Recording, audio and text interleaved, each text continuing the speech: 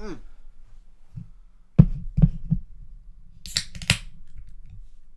should probably do that.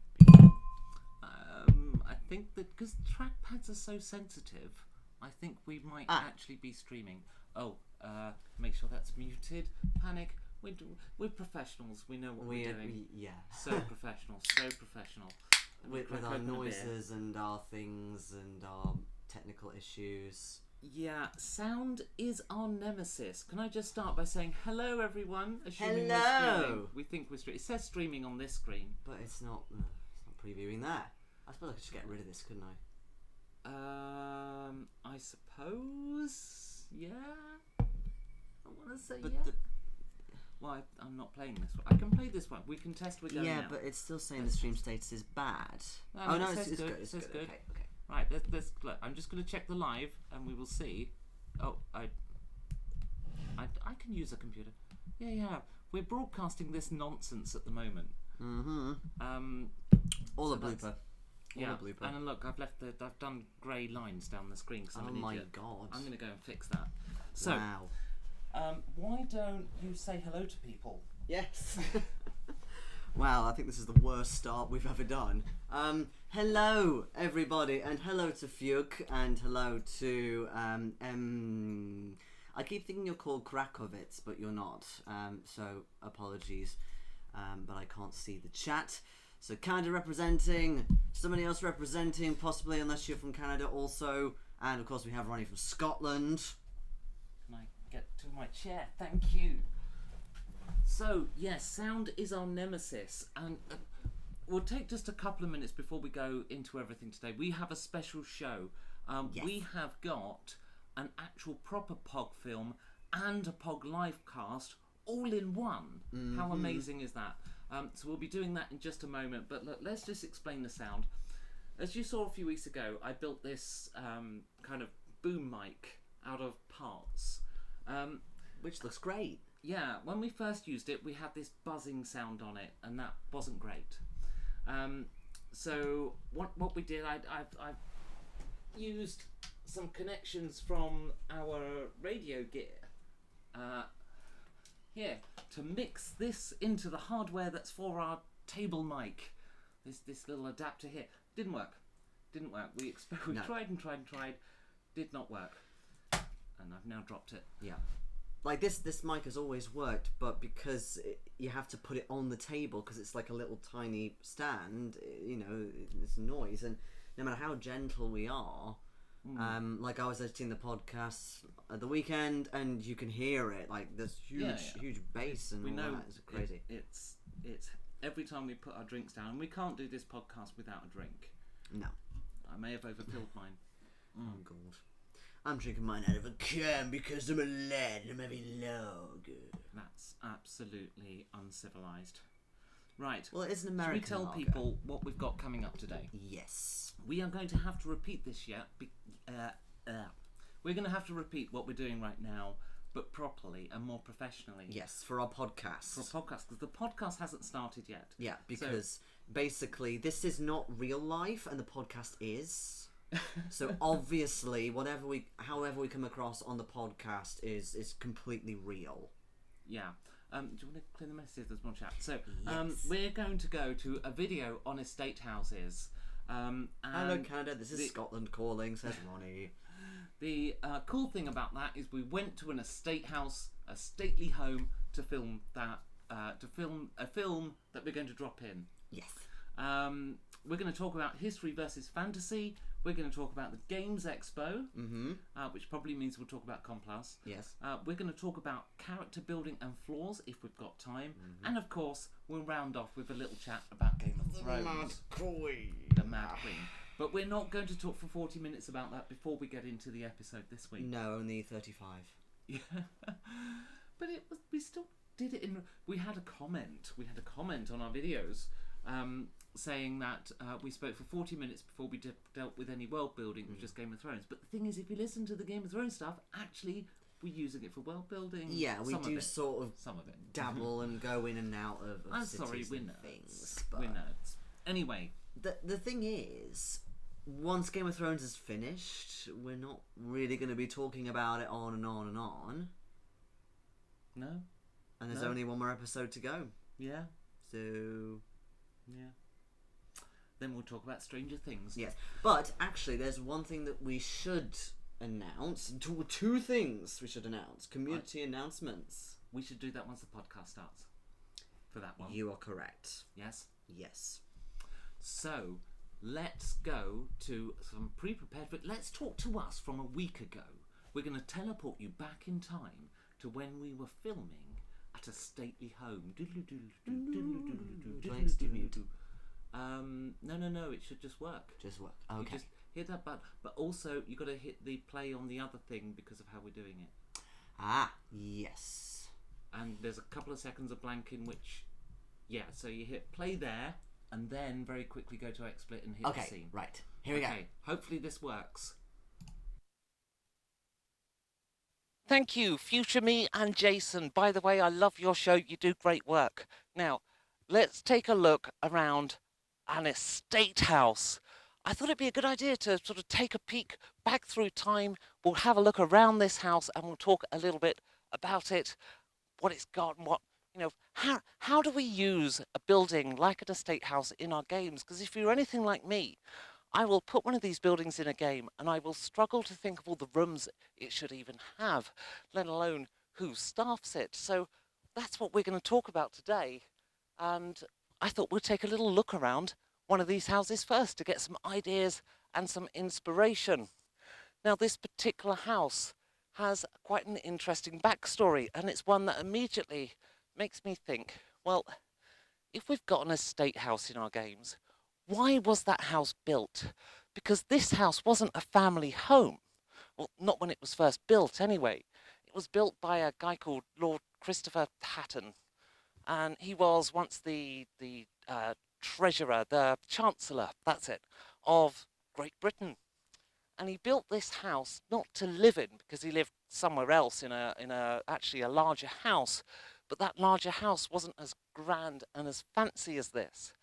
This house was built with one purpose in mind. Back then, the Queen used to tour the country every year, visiting different stately homes, different homeowners, and he built this house to attract the Queen to come and visit it. And when it was built in its heyday, it was stunning. Not the largest house in Britain, but architecturally, it had all the latest fashions and trends. The gardens here used to be the village of Cherbury. There were about 10 houses here in this little village. And he demolished the village to build his garden. It was extravagance at its highest when this building was first built. So let's take a look around and see what we can discover that gives us inspiration for our RPG games. To get a feel for the rich, you need to be coming up with things that are going on behind these closed doors that they love to be within. I'm sure that you've had various posh, rich, well-to-do NPCs that are in their ivory towers looking down on the commoners in the town and cities that they rule over. Or maybe they're a little bit out in a mansion like this. They're seen as very out of touch and maybe very separate, but what actually goes on within the families? Have you ever thought about putting tension into these families? How about somebody that is due an inheritance, but actually somebody else wants it? What sort of friends would the Earl greet from the balcony, or what sorts of enemies would he try right in front of him? These sorts of tensions, whether major or minor, will of course as well have some kind of direct or indirect effect on the people out there, the commoners. What if you suddenly have to pick a side because of tensions going on within families? There are castles that only contain a single great hall. The sum total of the castle is one room that serves every function of the household. But an estate like this has multiple rooms, floors and galleries and entire wings of the house where a visitor could be received and even be resident for a time. This property has two halls, A great hall, which I'm in right now, with its balcony above for the owners of the house to look down upon those being entertained, and a lesser hall, just in case they needed to put two functions on at once. The room I'm in now has a fantastic view of the landscape, but a building this size has so many rooms. The owners and the people who built it had to invent reasons for them. This sizable room I'm in now, which could fit the entirety of the downstairs of my house, is for the purpose of playing billiards. You know, the kind of pool table thing, but billiards. It's gigantic. The room I'm in now is almost the same size as the billiards room, and it's quite interesting to me because it requires an architectural alteration. It has the addition of two large windows to increase the light. That is because this is the library room, and if you're going to be reading books, you need to make as much use of external daylight as you can, because the only other light source in this entire place is the burning of candles and fireplaces. The room I'm in now is completely linked to the lobby and the master bedroom through there. We're now on the first floor of the building. It also directly mirrors the library and the billiard room down below. It's interesting to show this mirroring as you go up the floors, as if, everything is laid out directly for purpose. But then this part of the room, it's got these columns that were put in a bit later by one of the descendants of Hatton himself. They are hollow, they are wooden, they are specifically just for fashion more than anything. But the ceiling was also raised up to accommodate them in the first place.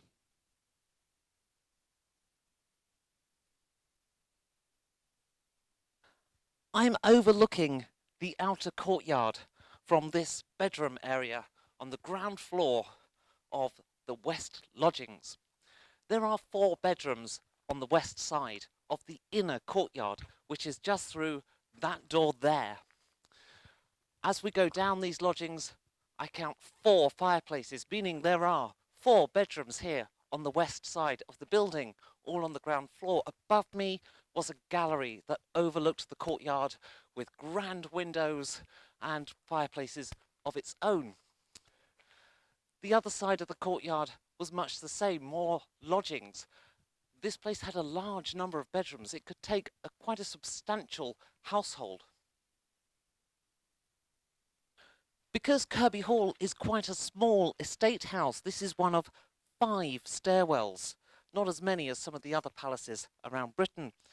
Now, this is the lodging on the other side of the inner courtyard, and over the other side we saw 4 fireplaces, and we have the same pattern down the length of these lodgings. But over here we can clearly see that this extra chimney was built to provide even more fireplaces. That's not because this side of the house is colder, it's because more bedrooms were fitted into this side of the building. There are a lot more rooms on this side. Down there are remnants of the old cellar, which of course would keep wines, other foodstuffs in, etc. And there is a door that leads to the rather extravagant kitchens, mostly in ruin now, but we're going to take a more closer look at them nonetheless. Travelling from the very top all the way down to where I'm standing is one of the biggest chimney shafts I've seen in this place so far. But what's even cooler about this part, because we're in the kitchens, not only is this an absolutely huge fireplace where they probably keep your pig or your mutton on the roast, there's also a little bread oven. It's so cute, and it's got its own little vent to then go off into the smoke with the rest of it. And now we go into the main part of the kitchen area, past all the lower rooms and the western gallery. There's definitely remnants remaining of huge oven sites. You've got that one there with a little chimney going on. You've got these larger ones. No sign of that rather famous RPG trope, the dumbwaiter, though. Maybe it got lost in the ruins altogether. I am in the lower hall, a smaller room, but just as high ceilings and just as grand as the Great Hall. This room is much closer to the kitchen, so it's likely the family would have spent some time here when not entertaining. As we head towards the kitchens, this would have once been a great stone staircase, what is currently now made of wood, and there's a very grand arch here. I can only imagine now what the purpose of these rooms were. Nobody really knows anymore. It's fallen to ruin here. So archaeology doesn't really happen up in the sky. But up high isn't the only archaeology. This particular estate house also goes down. And as we venture down into what can only be described as a dungeon, you'll notice whoever gets to spend time here does get a window looking out as the ground comes downhill towards this end of the house, but they also get a fireplace. Because we're underground, all of the architectural shaping here has to be in arches. That's evident both on this window, but also in the roof or ceiling of this little dungeon.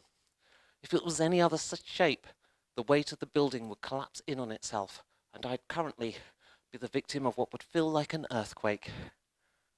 The last time I was at this particular estate house was a good 20 odd years ago now, and it was the largest reenactment I'd ever done. I used to be a Viking Age reenactor.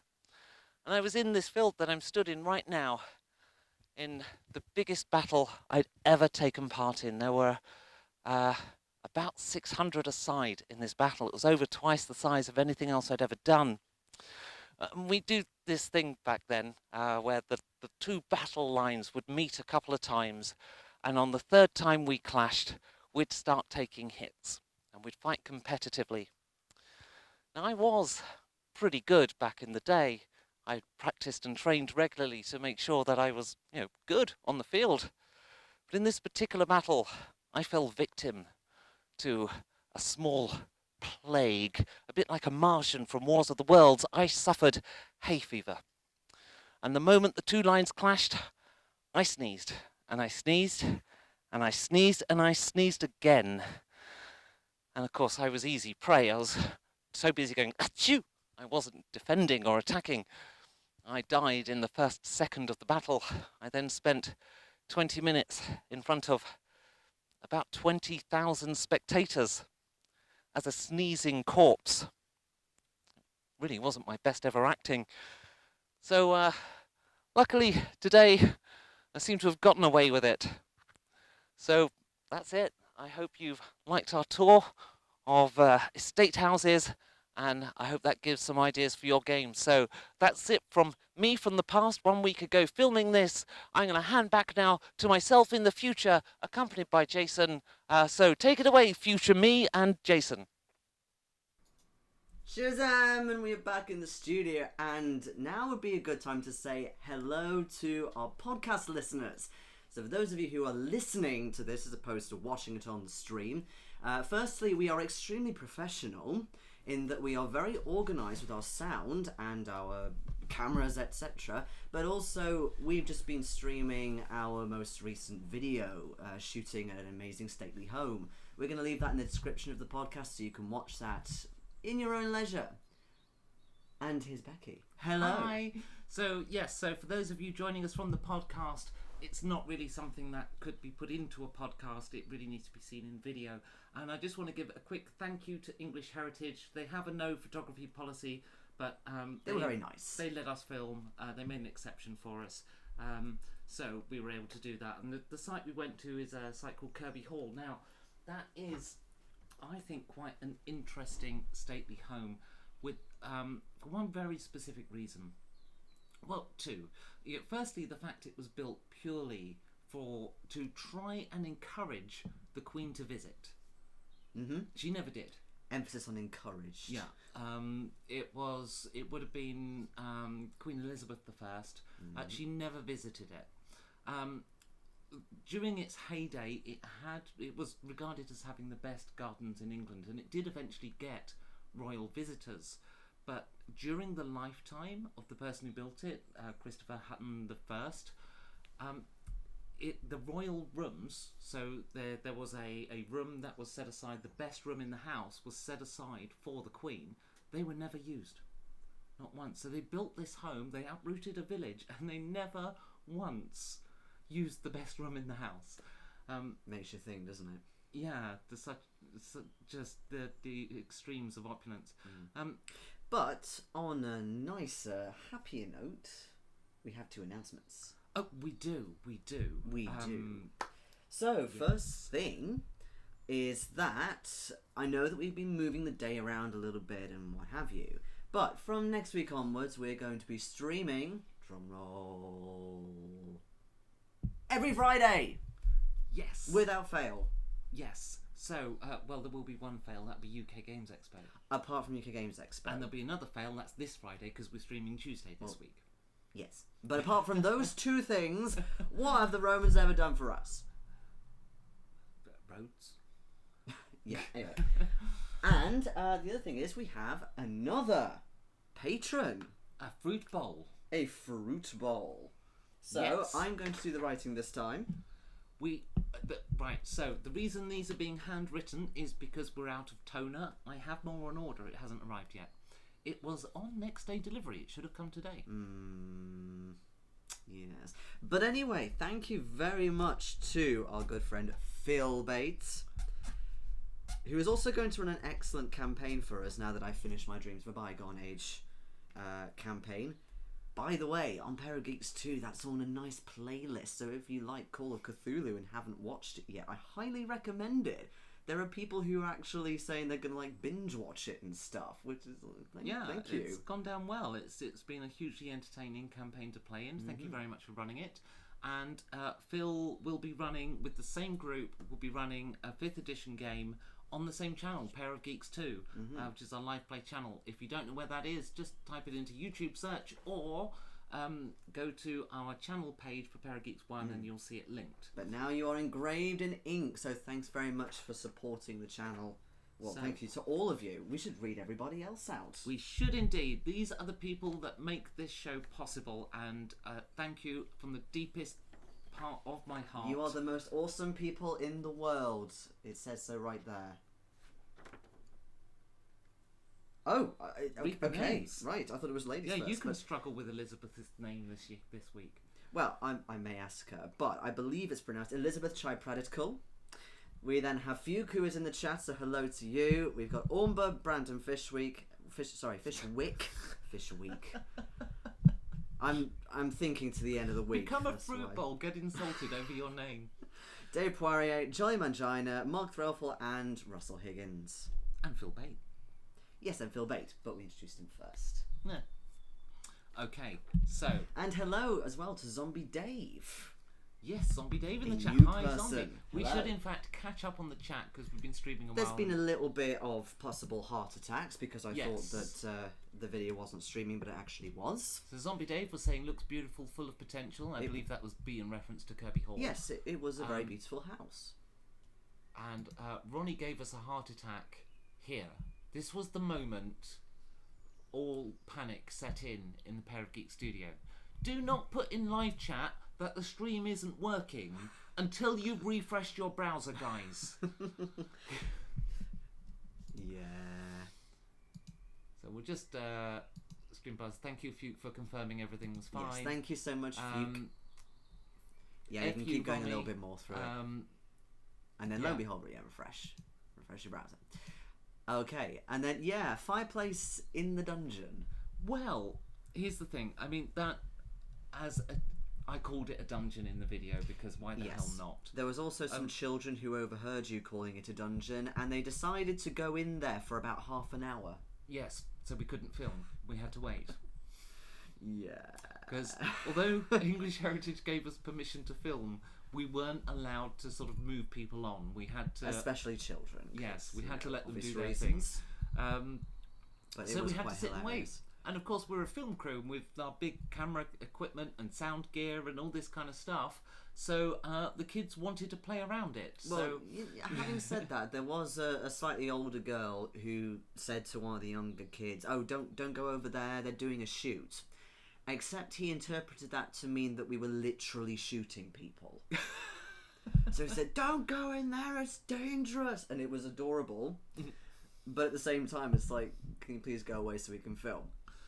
But yeah, I mean, basically, it wasn't really a dungeon. It was more for dramatic effects. Yes, I think the original purpose of that room was probably a wine cellar, but then it had a fireplace. So what would a fireplace be doing in a wine cellar? That's what I couldn't figure out. So I called it a dungeon, mainly because it made me think. Like, we have put dungeons in our games, right? Like actual sort of castle dungeon type things where prisoners are kept, and it made me think, if you don't put a fireplace in dungeons, people are gonna freeze to death, the guards included. Yeah, and so there has to be that's fire not very in useful. there. Now that is a whole world of dangerous. You're giving your prisoners fire. So how does that work? Presumably the fire itself will be in the corridor. Yeah. Or there'd be like a mess room or something like that, a separate mess room. Well, perhaps only the guards have a fireplace where they can go and warm up, and they rotate regularly, and then you just have the prisoners freezing. And what would that do to a person who's kept in a dungeon? Well, they get colder and colder and colder, and that's really what I sort of took away from that is, if you're a prisoner in a castle dungeon or any kind of prison in a medieval world, are you freezing? Are you kept sedated by being cold? Probably pre-medieval, but I quite like it if you have a prison that's more unconventional. So, say it's more like a cave that's open to the elements. Oh, like the Eyrie in Game of Thrones that we're not going to talk about. Well, I didn't want to mention that because apparently we're not supposed to talk about it until the end somewhere. But yes, like that. So you obviously can't get out because you're really high up, for example. But the elements are coming in. You could freeze. You could get wet. Now, the other thing that was really interesting about Kirby Hall that I did want to raise before we did the Patreon thing. Kirby was built in the latter part of the 16th century. Now, this is after the War of the Roses had settled down, and this is important because it changed the way stately homes were built, and this is something you might want to think about in terms of your world building. See, up until the Wars of the Roses, where you had private battles happening in Britain, the last one at something green. Told this story before. I know it. No, anyway, it doesn't matter. Somewhere out near Bristol, I think. Anyway, there used to be private battles over things like inheritance, and there was one at a castle in Norfolk where the Earl of Norfolk thought that because this castle had come up for inheritance, it should be his, and the person who actually owned it had bequeathed it to commoners and didn't have an heir and all this kind of stuff. Anyway, private warfare was a thing. And because of that, you wouldn't build a stately home with windows on the outside. You would build a home primarily for defences, so your windows would be overlooking the inner courtyard. Now, Kirby Hall is interesting because it's built just after that period of history. There hadn't been any private wars for a while, so they built the windows on the outside, and those grand windows on the final shot there, the west-facing windows, that was pretty much a first, or close to a first. That only started happening at that point in history. So when you're thinking about your world building, and you're thinking about the difference between a stately home and a palace and a castle, really that's part of it. It's, where are the windows? Are they facing out or are they facing in? And if they're facing in, that is a much darker place, a much colder place, because a lot of your heat comes from through those big windows. And the sheer quantity of fireplaces in that building is immense, to the extent they even put them in the dungeon. Dungeon, in inverted commas. Okay, by the time you read this, I will be serving people coffee. Ooh. I sincerely hope all of those people are gathered round and watching Fuke.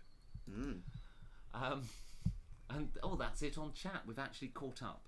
So, what's your big takeaways from stately homes? Well, I've never been really around a stately home like that, as intact as that, but it was nice to see parts of it that were in ruin and what remained, as opposed to what was sort of partially restored.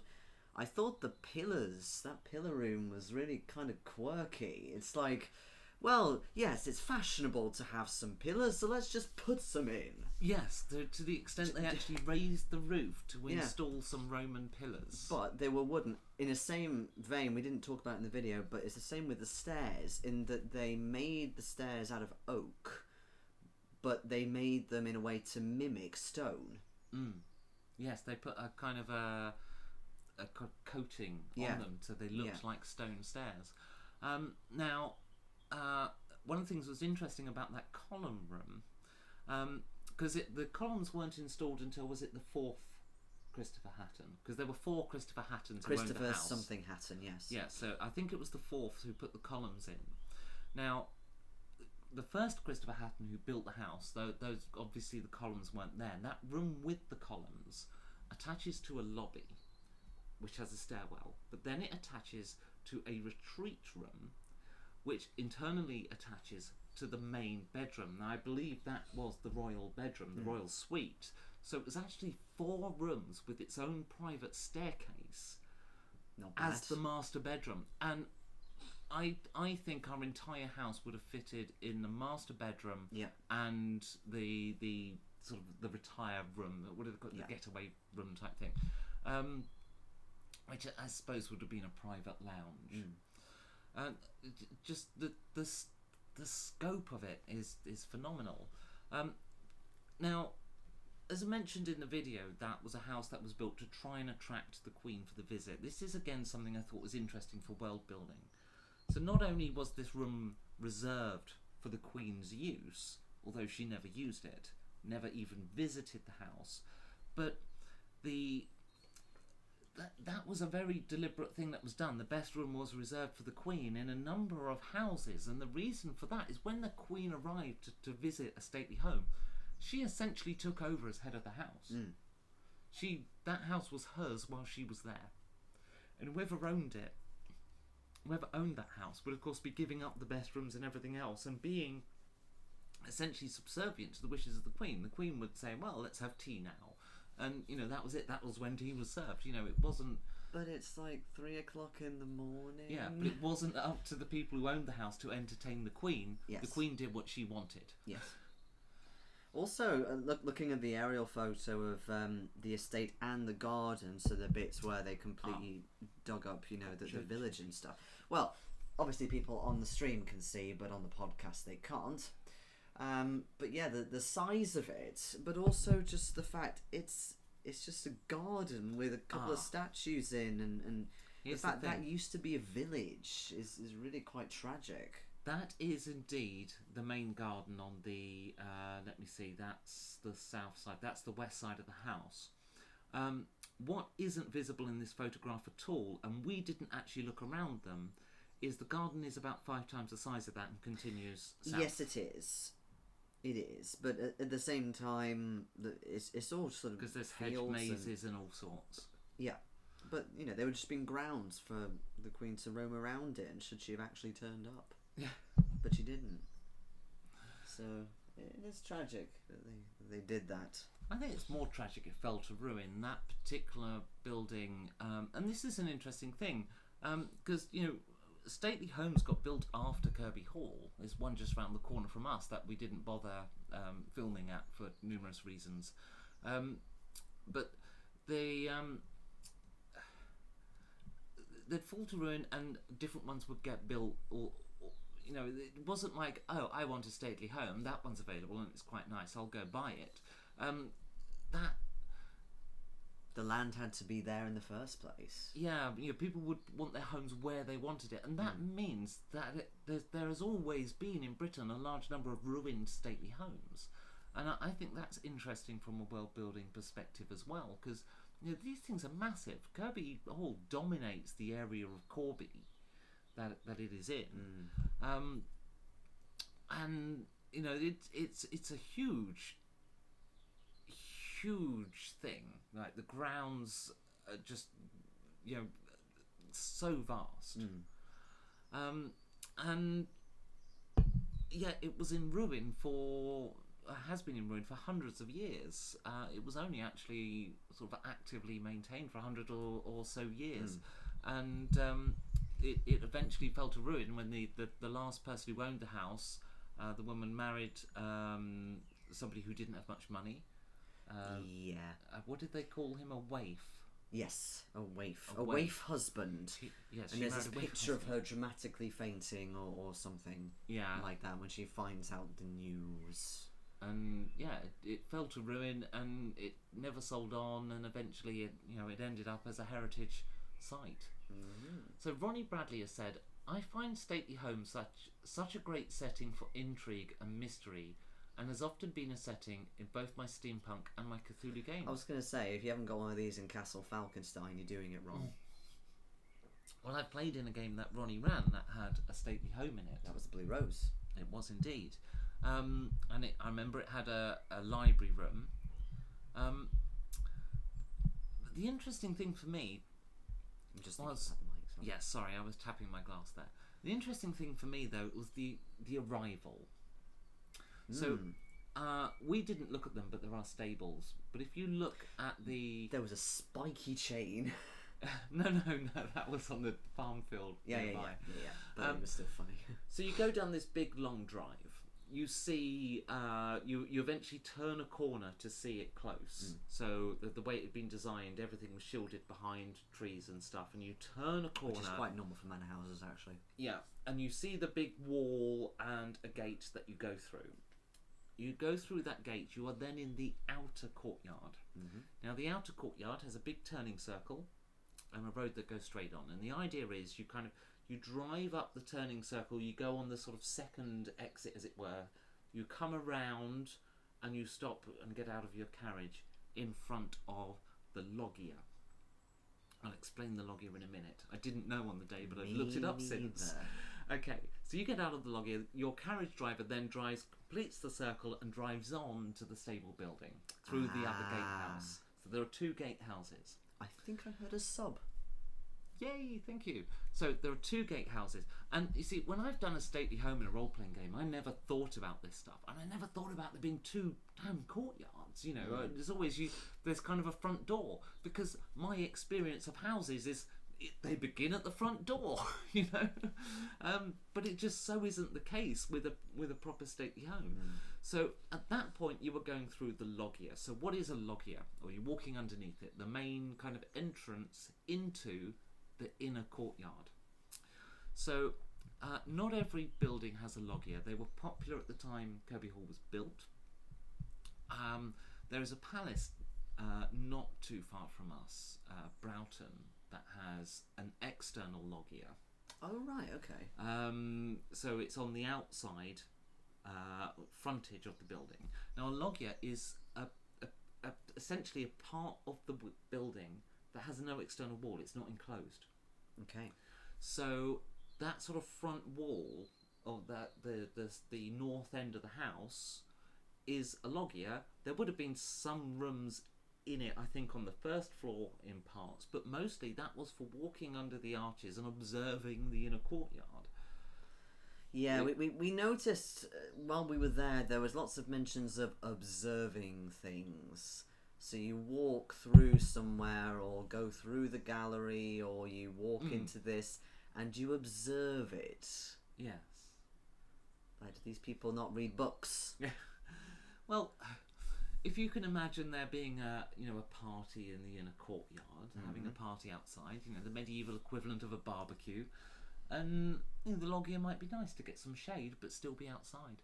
And observe. And observe proceedings. And possibly plot murder or something, yes. I don't know. But that's what the loggia is. So you go through this loggia and then you're into the inner courtyard, which again is massive. You've got the east and west lodgings. As we saw in the video, the east lodgings are very sort of the spacious ones that the family would have used. Above that is a gallery.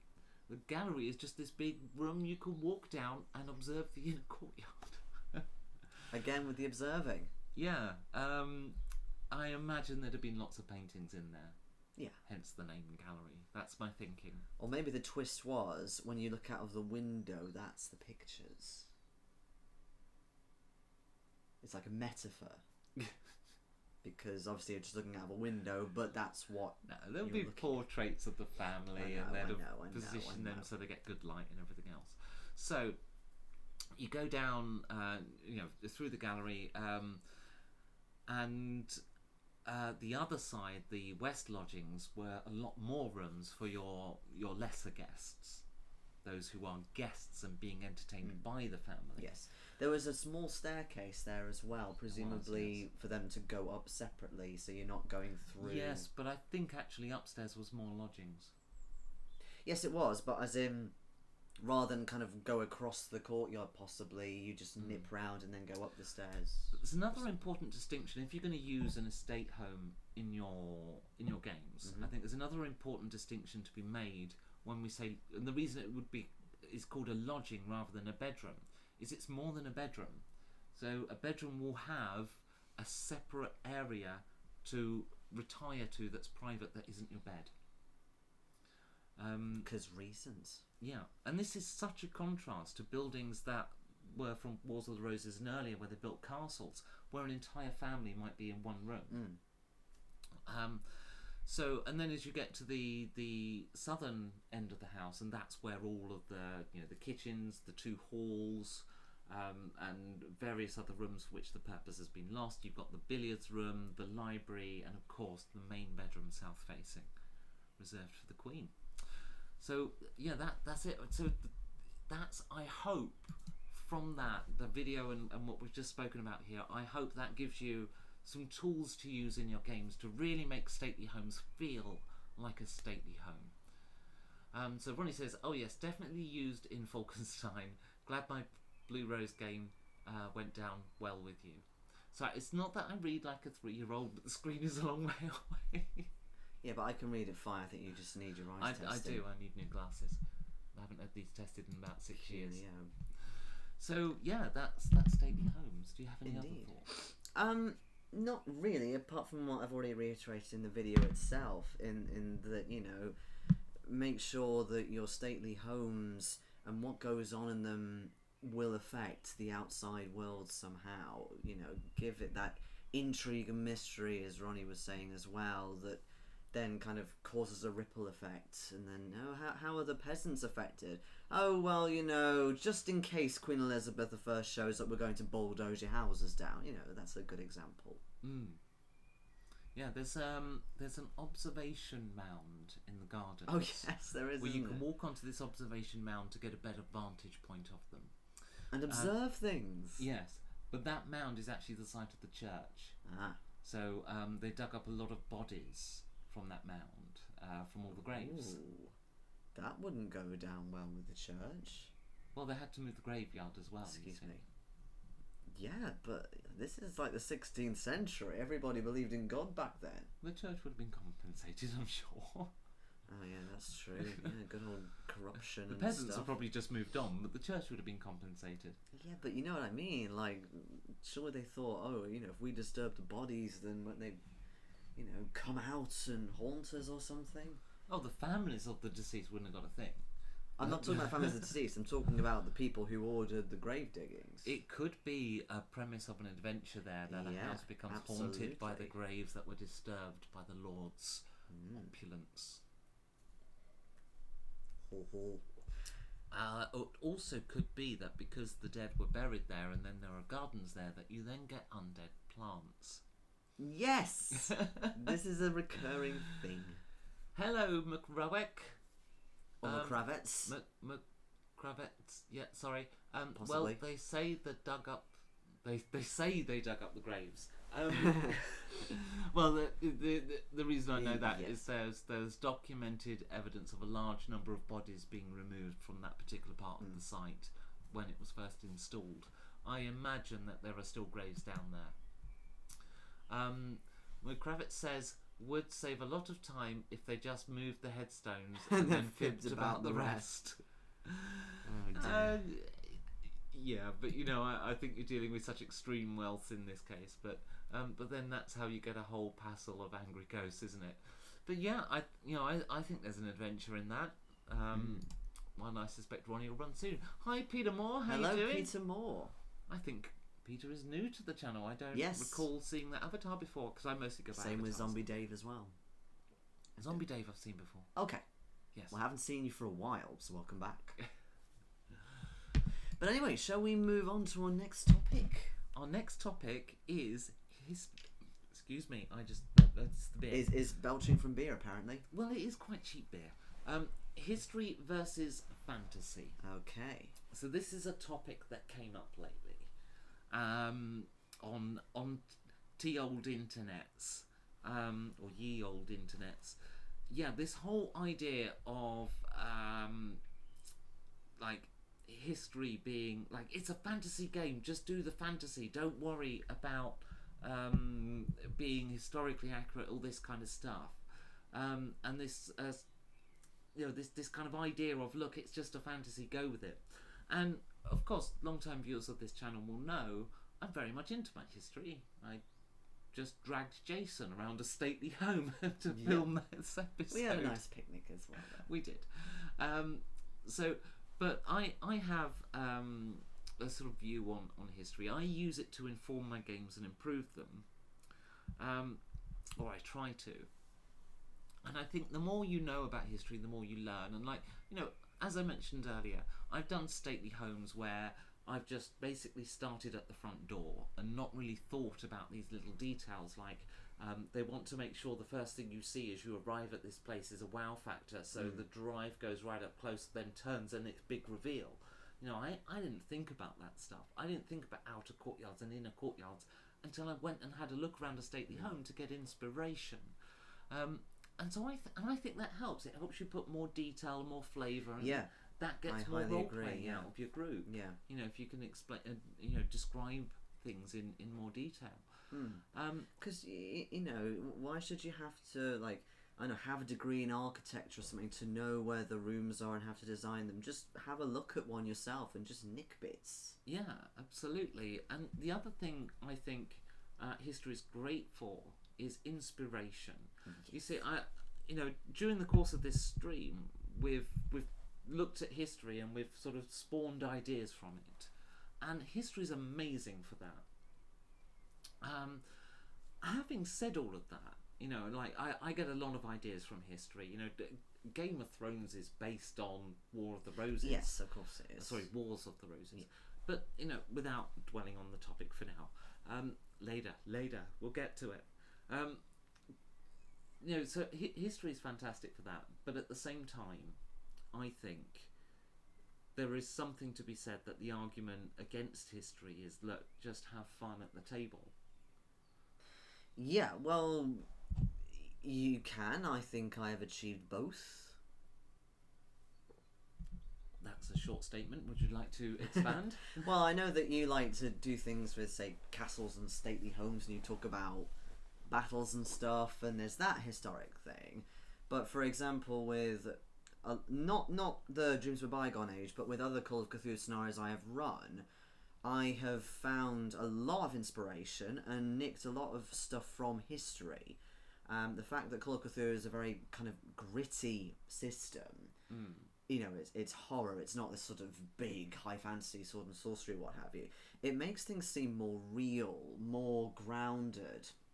But at the same time, if you've got all these details, say, about specific real people that have lived, and you find information about them that is normally extremely interesting, you can still twist that to suit your own end, like if you want to Cthulhuify it a little bit.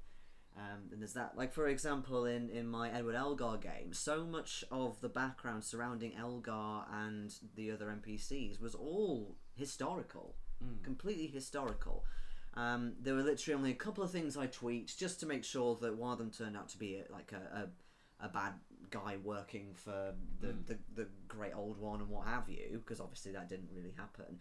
But a lot of it was already set up. And you get game ideas from history as well. Like I one day I am going to run a Cthulhu adventure based on the real case of a lady who was working, I believe, as a nurse on the Titanic when it sank. Cool, wow. But she was also on one of the Titanic sister ships when it Oh sank. yes, I've heard of this lady. And she was on the other sister ship when it sank. So she was literally on all 3 ships as they sank. That would be amazing. And I think that there's a Cthulhu adventure in that that I need to do at some point. I think there has been a sort of Titanic style Cthulhu adventure, but I don't believe it involves that specific character. Well, and it likely wouldn't, because they're a real person with descendants, and you can't really put that into print and imply Also, that she was some kind of demon lord. But at the same time, for my own game, absolutely. And I have no idea if this scenario I've heard of is actually officially published, or if it was maybe just something run for the Cthulhu Masters. I can't remember. So yeah, fantastic idea. At some point that will happen. Yes. But having said that, there is this flip side. That's the beer slurring my speech. I do remember I was doing this game 3-4 years ago. I was with a group that no longer plays together now, but this particular game, it was set in a steampunk vibe, but we were on Mars. Right. Okay, now it's important you remember it's steampunk, because that has an implication that we'll get to in a moment. But we were on Mars. We were travelling with some little blue aliens. And did they go bodacious? No, they didn't. We were under attack by some little green aliens. Actually, I think they were quite tall. Can't remember the details. But the point is, blue aliens, green aliens, right? Blue aliens are friendly. How convenient. They're colour-coded. Oh, yeah. All monsters are colour-coded for your convenience in fantasy gaming. And so I was trying to organise the blue aliens into some kind of defence. So just to clarify, sorry, you were playing in it, weren't you? You weren't. I was a character. Okay. I was a character in the steampunk game. Okay. Just one of the players. So I was trying to organise a sort of ring of wagons. So we'll turn all the trade wagons on their side, we'll form them into a ring, and we'll use that as an impromptu defensive fort. It's an idea, interestingly, taken from history. When one of the players turned around and said, "I don't think you can do that," I said, "What do you mean?" I says, "Well, they wouldn't listen to you. Women back then didn't have rights." I said, "Excuse me, we're on Mars." We're talking to little blue aliens. How can women not have rights in this fantasy of yours? Well, that whole concept just would be alien to them. Just pun intended, because Western Earth society. There are bits of history that are not worth putting in your games. No. And in this case, we're on Mars. Alright, yes. So there's been a catch bit up more in the the chat. chat, yes. So Ronnie says, lol, yes, I do like that idea for a scenario. I'm not sure which that will scenario be the graveyard. Ah. Because I'm keeping an eye on the chat as it goes live. Ah, okay. Ronnie says, my view on history versus fantasy is that reality can inform on your world and places, but don't feel constrained by history.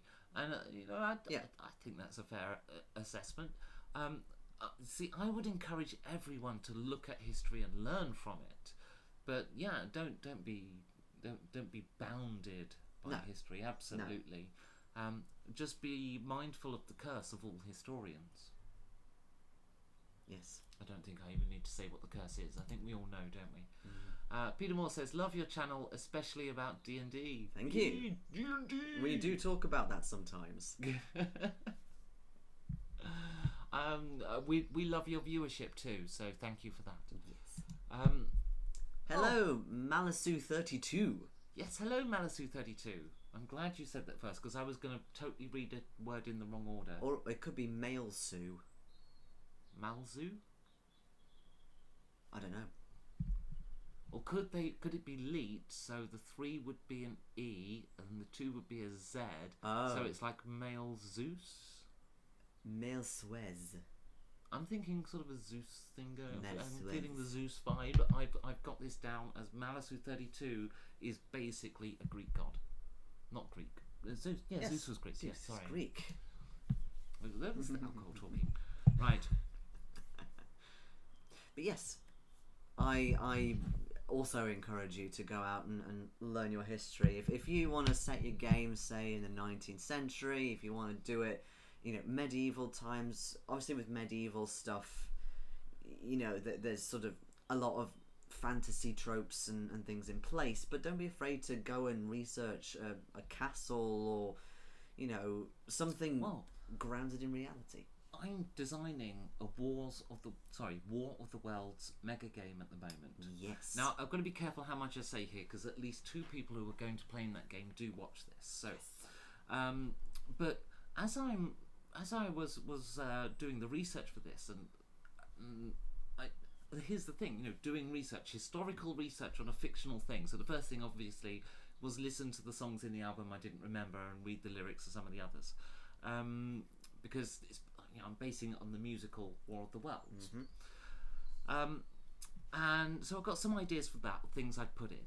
Right, so there we go. There's my research. But then I decided that I would move the timeline to just after World War II, because I thought it would be a bit more interesting if the humans could fight back. So I wanted to give them some airplanes and things like that. And so I start researching this particular era of history. Now, mega games quite often involve politics, and I wanted politics in this game, so I started researching the politicians of the era, and it has created so much depth. Just looking at the stuff that they actually did in that era has given so much raw material for me to put into this game. It practically wrote itself, and in a weekend it ended up at 51 pages long manual for the GMs to read. Sorry. No, I'm just glancing at the chat and noticing. Firstly, we have to apparently kneel to Zeus, as he's confessed that he is the Almighty God. Although there's not a lot of room here to kneel down. And also Ronnie is salivating at the idea of potential mega game spoilers. Yes. Why would you want spoilers in a mega game? Seriously, like, embrace not knowing what's going on. He said he can't bend his bad knees. Bad knees, sadly. Right, War of the Worlds mega game spoilers. Yeah, not happening. You are going to play in that, Ronnie, but you are not getting spoilers. Absolutely not. It's all in our heads. No, it's in a 51-page Google Doc. Or that, which is not shareable to anybody but us two. So no. I think that's it on history v fantasy. Okay, a smaller topic. A smaller topic. No, that was a smaller topic. It was a small topic. Well, I don't know if there's much more to really say on the topic, because like, no matter what game you're playing, even if you're doing... No, I can't think of a sci-fi thing where you could draw from history. Not really, no. Unless maybe there was a bit of time travelling or corporation, but anything past near future, there's... Yes. No. I think that most games where, like, if you're playing Vampire the Masquerade, you can use history to enhance that.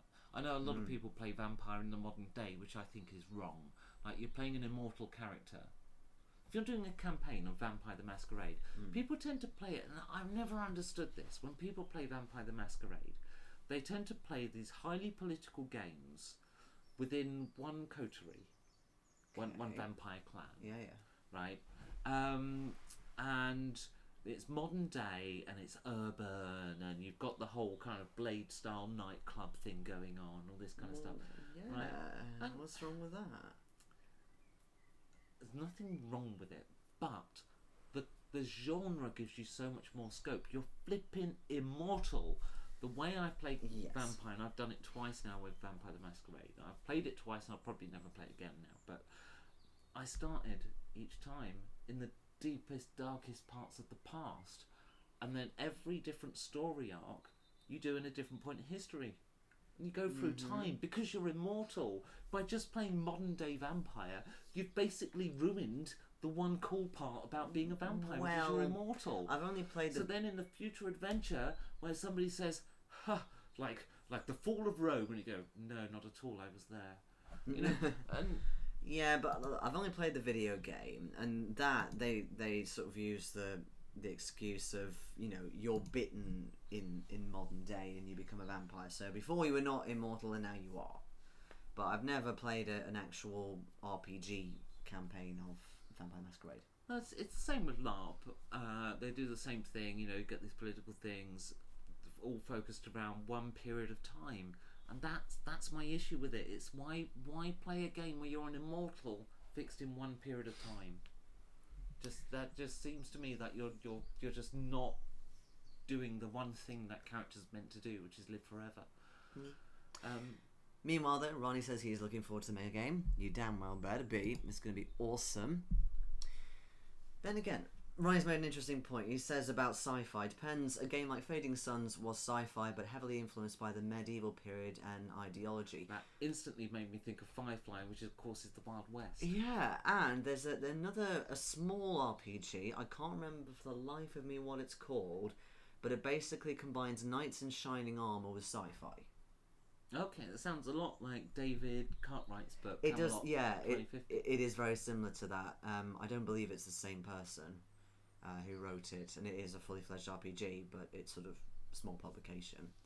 But yeah, it can work if you combine different time periods. Doctor Who as well, of course. If you want a signed copy of David Cartwright's Camelot 2050 book, by the That's way, a we're good giving point. away several copies at our convention later this year, which you can take part in just by watching online. Yeah, you don't even have to get out of bed as long as Just you've do what you're got a doing now. computer. Watch Pair of Geeks. And help us raise lots of money for charity. Yes. And stuff like that. Yes. So, talking of conventions. Yes. We have another one first, which we attend every year. We do. It's where we first met for real in person for the first time. So, we don't often talk about this, but Jason and I, we're getting married. We are getting married. We first met, he commented on one of my YouTube videos. Yes. So, you know, all you I guys made out the there, first it move. can happen. You just, you know, when you comment on someone's video and you're being an They absolute might dick, become your lover. Oh well, if you're being a dick, no. they might kill you. Yes. Especially if they happen to be a reenactor who's very good with the sword. Yeah. Or you could say something nice and end up in a relationship. That was a bit a relationship. It's a In very my loving defence, you tickled relationship. my knee at that exact moment. Oh, I thought. Stop it. Right, that makes sense. Trolled me. You're not just trying to sum up our relationship. Yes, it began with a YouTube comment, but we actually met for the first time In at person? UK Games Expo. Yes. Yes. And it's an amazing convention that happens to be running from the 31st of this month through to the 2nd of next month. Yes. It's at the Birmingham NEC in the UK, and it is the world's second biggest role-playing convention behind Gen Con. And third biggest gaming convention in the world behind Gen Con and Spiel. Yes. Spiel, because German's awesome. But yeah, I think, am I right, there's going to be about 20,000, maybe even 25,000 this year? Who knows? I don't know. It's It gets huge. massiver. They've got more rooms, more space. 2 entire trade halls now. Yeah. Last We're year just gonna they- keep on growing. Last year it was 1.5 trade halls. Now it's 2, and I think I'm sure I read somewhere they were looking at booking a third for next year. I remember when it was all in one hotel, and somehow we managed. You couldn't do that nowadays. Seriously, there It would is on be a massive death. scale. It really is huge.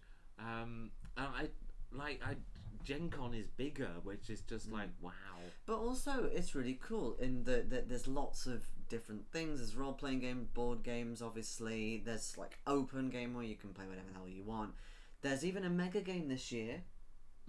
Watch the Skies, Yes. which we've spoken about before and done videos Yes, and there's also normally something like Starship Simulator. of. Yeah, they're is there really every cool. year now. There's various. That's fully booked already, though. Yes, it is. It's very popular. There's various sort of interactive things like the Dark Room. There's seminars. There's Viking Age reenactors. There is Viking Age There is. reenactments. With the background of the building site. And of course, there are the trade halls with an absolute ton of exhibitors, games, accessories, books, you name it. And you bump into loads of people in the D&D world or in the gaming world That's probably the that most have YouTube fun. channels. That's probably the most fun in that you Get to know meet people us. from YouTube and you get to actually meet them in the flesh. It's really cool. And That- yes, you can meet I get us. to meet my favourite YouTubers every year, and I interview them every year, and insult them more and more every year as I get Yes. to know them a bit better. Yes. But We also did get to meet. Now, who was it? I just need to slag them off again. Shepherds it down. No. I like those guys. No. Yeah. Who are the other ones? Big Board Gaming Channel. Oh, no pun intended. No pun intended. Yes, we met them. Well, you went and spoke to them. I was sitting on the grass. Yes. They said, no, we don't give interviews. We never come out well on interview. We're not good at interviews. We never do them. And I'm like, maybe they're just not doing interviews for the Expo. That's ridiculous. They couldn't 20 possibly seconds not later, do they were interviews interviewing with somebody else. Yeah. I was insulted. Yeah, But anyway, I felt personally scorned by that. back to the chat because it's going places. Ronnie says, the game I'm running at the moment at my local game shop is essentially Musketeers in Space. Very cool. Is that your Sound cool. Is that your Savage World setting? Because I know you mentioned that. I wasn't sure though. But yeah, that sounds really cool. Musketeers in Space. You know, this is really shaming, but the first time I ever heard the Three Musketeers story was this cartoon when I was young called Dogtanion. And they were all I've dogs. heard of Dogtanion. Yeah, they were I never all watched dogs. it, but I know what he looks like with the blue hat. Yeah. I Isn't he a it's red, beagle? but yeah, something like I don't Yeah, know. I yeah. don't really know breeds of dog, or didn't then.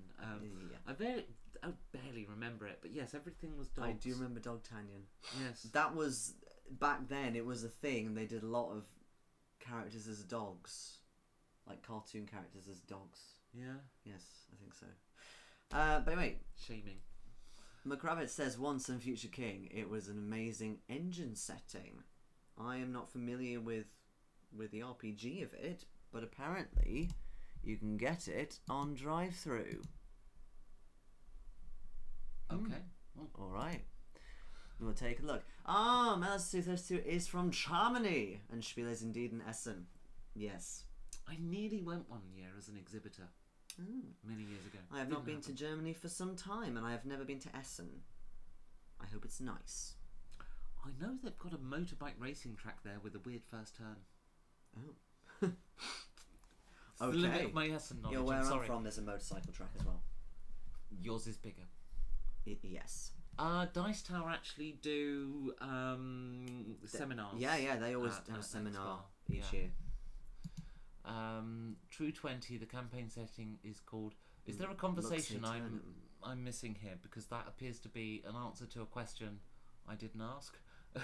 Oh, no, because I asked, is it the Savage World setting, but no, this yes, is... yeah, okay. I see, yes, okay. There we go. Right, so we're all caught up on chat. So talk more.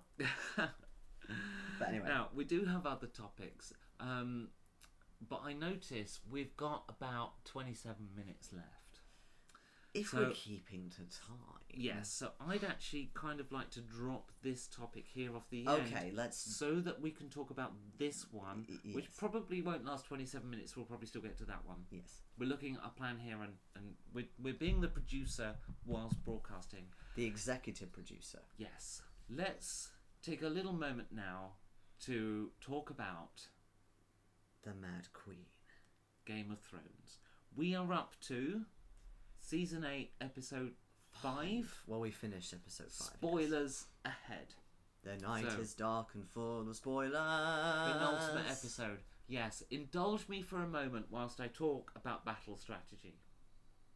You always talk about battle strategy in Yes. response to Game of Thrones. What is Yes. it this time? Well, look, Daenerys won, but only because of plot armor.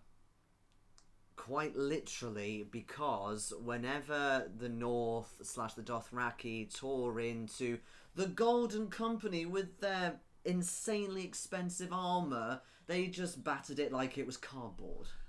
Although that was a great move, like that particular move yes. by Daenerys coming from behind. I Yeah, called absolutely. it. I called it.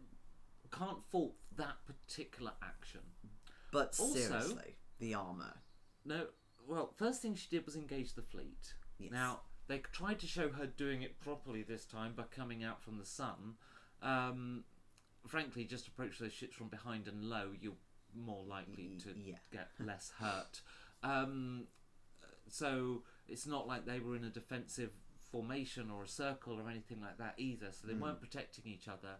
So if she'd gone in low, she could have battered them to hell. She took risks taking the fleet there, but it wasn't the worst part. The worst part was the risks she took on the wall, because all the people on the wall had to do, and my issue here is with Cersei's artillery commanders, is point those guns at each other along the wall. Each pair pointing at each other. Right? Not directly, point up. Okay. Right? But the point is, as Daenerys had come in to shoot to blow up a couple of ballistas, you'd have lost a couple, but the next ballistas on would have hit her.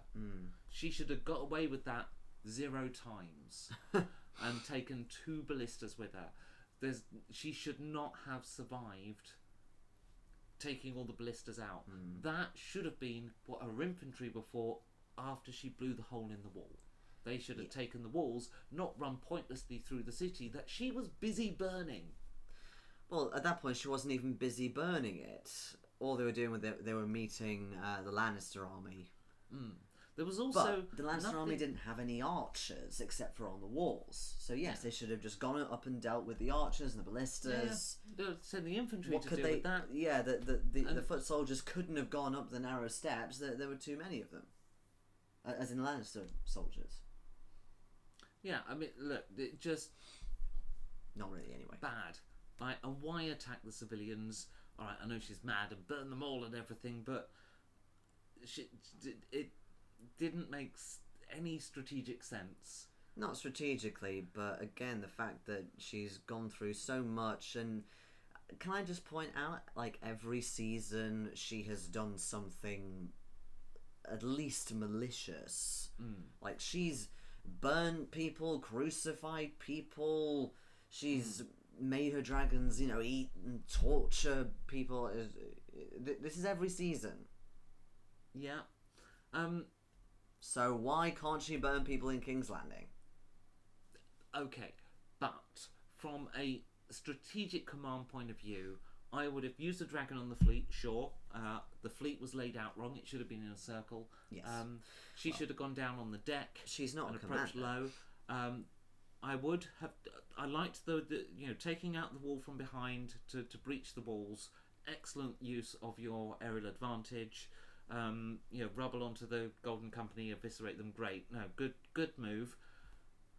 But then I would have retreated the dragon from the battle, not exposed it to more danger until the blisters on the walls were dealt with by the infantry, at which point the dragon then comes in and mops up. That would have been my strategy. But she's not a commander, because remember, her commander was left behind, and then her most trusted advisors are both dead. Not apart from Tyrion. I'm not talking about Tyrion. Because he's not really a trusted advisor to her anymore, is he? Well, true, yeah. But I mean, I'm she talking can trust about him to betray her. I'm talking about Jorah and Missandei. Especially Jorah, because he was a battle hard mofo. He could lead an army in the field. He did it in the Long Night. So I'm just thinking about Cersei now. So yes, obviously the fleet was laid out wrong. What were the Golden Company doing outside the walls? Yep. Why weren't they in the city? Why weren't the Lannister army outside? Why were the ballistas only firing at the dragon? Why were they not shooting the army while they were rushing and, in and stuff? And of course you didn't have the ballistas covering each other in covering arcs of fire. Completely crazy. Absolutely deserved to die. I do think though that her death was a bit rushed.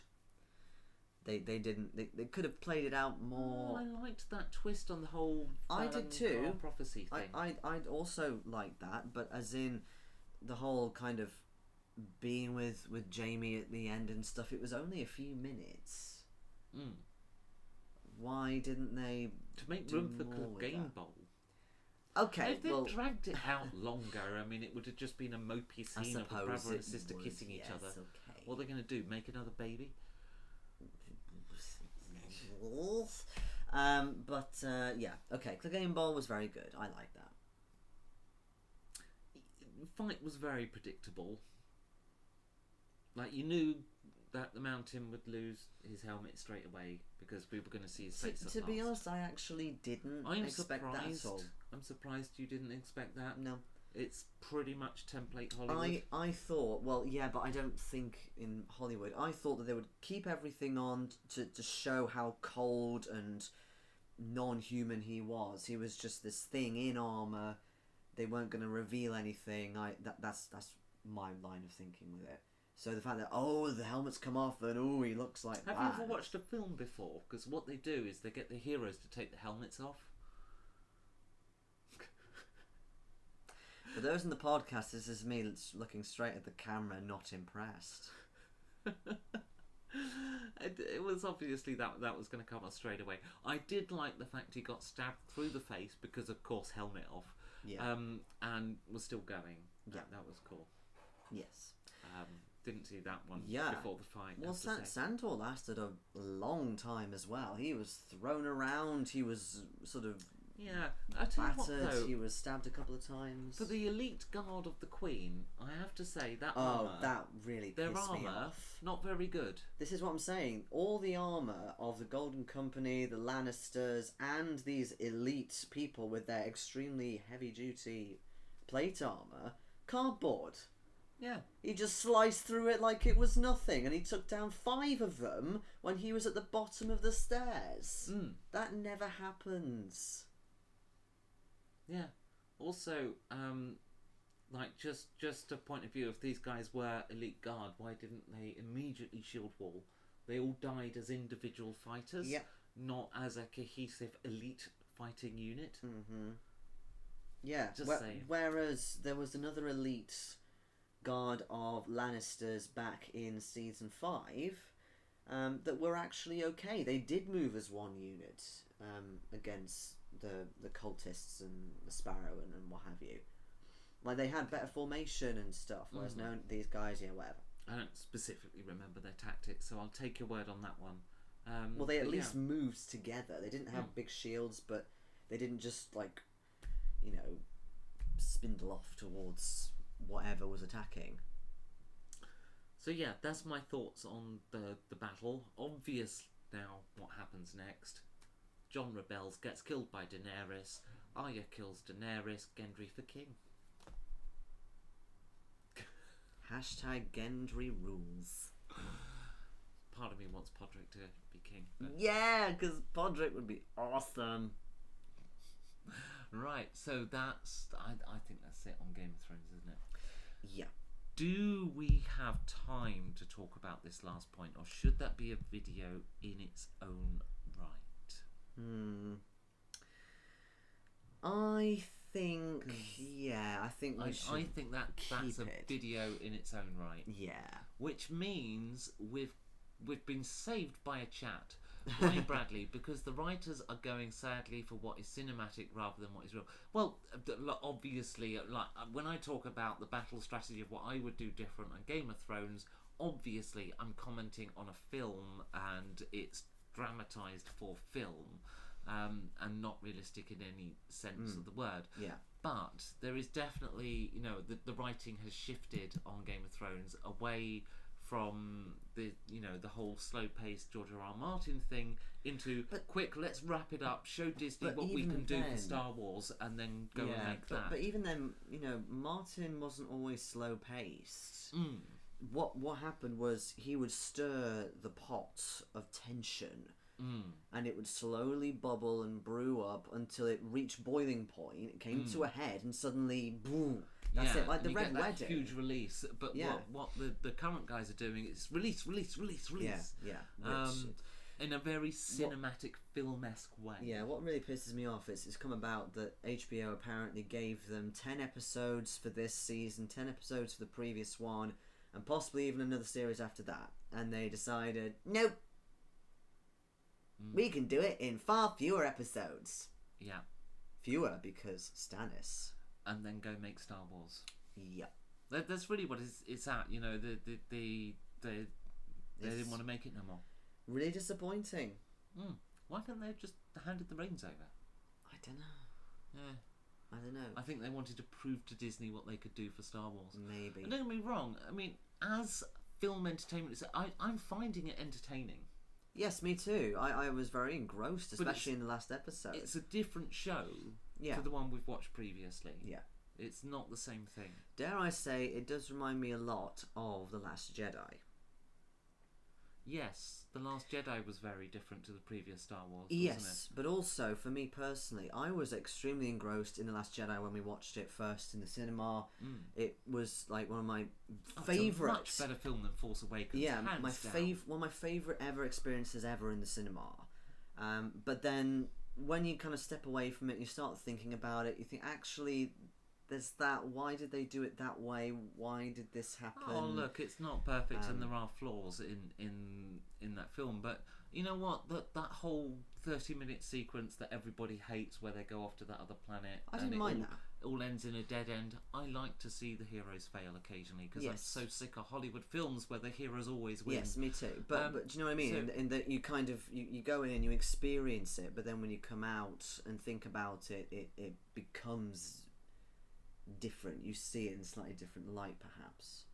But that's me personally. I don't know. I don't know. I quite enjoyed the Last Jedi. But I'm talking about, as parallels for my experience of watching. Well, there is a parallel because that particular Star Wars film is so different to what went before, and what we're seeing now in Game of Thrones is the same thing. It's very different. Yeah. What we're seeing now in Game of Thrones, though, is a far less deep story and far more action-oriented. And what we had with The Last Jedi, was a change of template.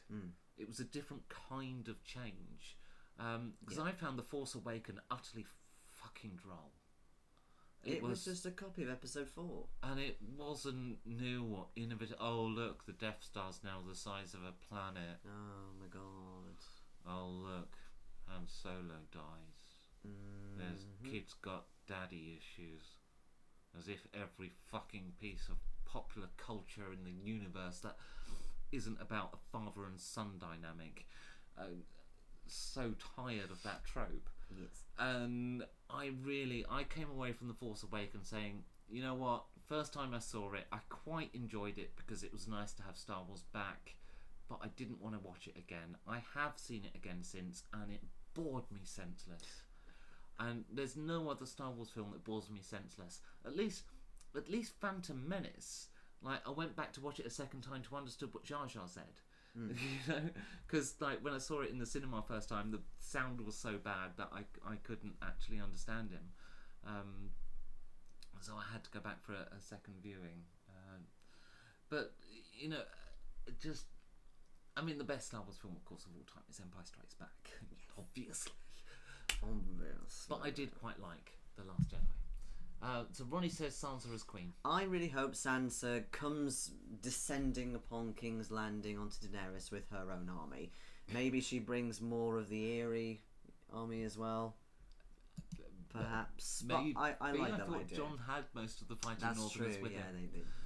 And Ronnie says, I thought The Last Jedi was perfectly fine. It was undoubtedly The Empire Strikes Back for this new trilogy, with it being significantly darker. I suppose in tone, maybe. I think this final one is going to potentially be the darkest.